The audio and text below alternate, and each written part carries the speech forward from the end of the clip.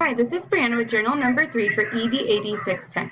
In response to what principals need to understand for my personal motivation as well as teachers' motivation on my campus in terms to persuade them to build their capacities, I feel are interconnected.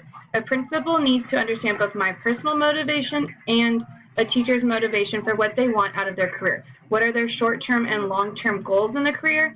Where do they see themselves going? Do they want to continue to be a teacher? Do they eventually want to go into leadership and administration? Do they want to become more of a coach and help other teachers with strategies in the classroom?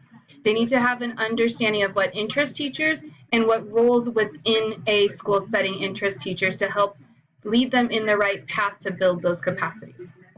A principal also needs to know the personal interests of teachers and leading them, using those interests to lead them towards maybe leading different clubs, different activities for students, which develops a passion for that, which will lead on to the kids.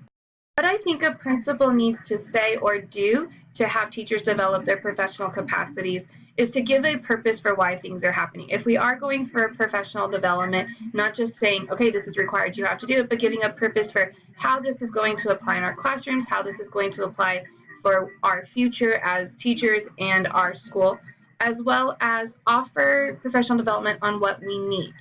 Go in with teachers and explain their strengths first, and then start talking about weaknesses and why looking into these professional capacities and learning on their own or learning through professional development that the school offers will help them in the long run. What principals should avoid doing is going to a teacher and pointing out all their weaknesses first and demanding that they build their capacity to fix those weaknesses.